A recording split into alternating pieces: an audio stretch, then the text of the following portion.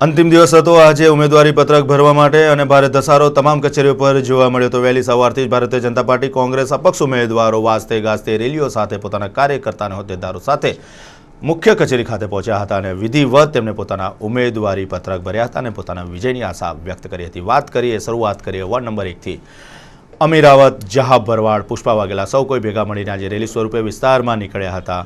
આ રેલીએ ભારે આકર્ષણ જમાવ્યું હતું। શહેરના રાજમાર્ગો પર ફરતી આ રેલી જગાતનાકા ખાતે આવેલી નર્મદા વસાહતની કચેરી ખાતે પહોંચ્યા હતા અને વિધિવત જહાબ ભરવાડ, અમીરાવત, પુષ્પા વાઘેલા તેમના સાથી મિત્રોએ ઉમેદવારી પત્રક ભર્યું હતું। આ વોર્ડ નંબર 1 માંથી અતુલ પટેલ પણ કોંગ્રેસ તરફથી ચૂંટણી જંગમાં ઝપલાવ્યું છે। ખરાખરીનો જંગ જોવા મળી રહ્યો છે। આ વખતે ભારતીય જનતા પાર્ટી માટે વોર્ડ નંબર 1માં કપરા ચઢાણ સાબિત થઈ શકે છે।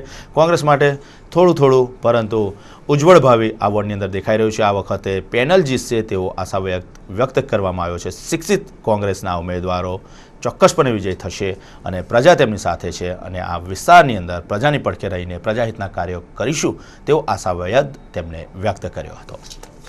વડોદરા મ્યુનિસિપલ કોર્પોરેશનના વોર્ડ નંબર 1માંથી કોંગ્રેસની પેનલે આજે એક સાથે અમે અહીંયા ઉમેદવારી નોંધાવી છે।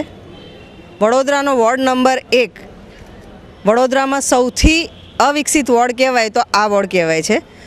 આ વોર્ડમાં ખૂબ બધી ઇન્ફ્રાસ્ટ્રક્ચર લેવલની સમસ્યાઓ છે। વોટર સપ્લાય, ડ્રેનેજ, રોડ આ બધી અહીંયા મુખ્ય સમસ્યાઓ છે ને આ લોકલ સમસ્યાઓને લઈને, લોકલ ઇશ્યુઝને લઈને અમે આ કોર્પોરેશનની ચૂંટણી લડવાના છે અને અમારી પેનલ ખૂબ મજબૂત છે। એક રનિંગ કોર્પોરેટર છે પુષ્પાબેન, જેમને ખૂબ કામ કર્યા છે, પણ મેયરના વોર્ડ હોવા છતાં બી અહીંયા બહુ ઇમ્બેલેન્સ છે ડેવલપમેન્ટમાં। અમુક વિસ્તારોમાં જોઈએ તો ઘટતું કાર્પેટ ટુ કાર્પેટ રોડ છે અને બીજી સાઈડ જોઈએ તો ખાડા, વોટરના ઇશ્યુઝ છે, પાણીનો સમયમાં બી એક કોન્ટ્રાવર્સી છે। આ બધા લોકલ ઇશ્યુઝને લઈને મને ખાતરી છે કે અમારી પેનલનો ભવ્ય વિજય થશે। રીતે અમારા વોર્ડ નંબર 1માં જે રીતે વાલા દવલાની નીતિ જેવી અમારા વોર્ડ સાથે જે નીતિ રાખવામાં આવી છે કે એક વિસ્તાર ડેવલપ ને અડધો વિસ્તાર અંડર ડેવલપ એટલે અનડેવલપ, એ રીતે જે અમારા વોર્ડ સાથે જે અન્યાય થયો છે એ અન્યાયની સામે આ વખતે 100% પ્રજા જાગૃત થઈ છે અને વોર્ડ નંબર 1ના તમામ મતદારો આ વખતે 22મી તારીખે જંગી બહુમતીથી મતદાન કરીને વોર્ડ નંબર 1માં અમારી 4 કોંગ્રેસની પેનલને જંગી બહુમતી જીતાડશે અને ભારતીય જનતા પાર્ટીના આ વોર્ડ નંબર 1માંથી સુપડા સાફ કરી નાખશે એવી 100% અમને ખાતરી છે અને જે વોર્ડ નંબર 1ના મતદારો અમારી પર વિશ્વાસ મૂકશે એ વિશ્વાસ પર અમે 100% ખરા ઉતરીશું।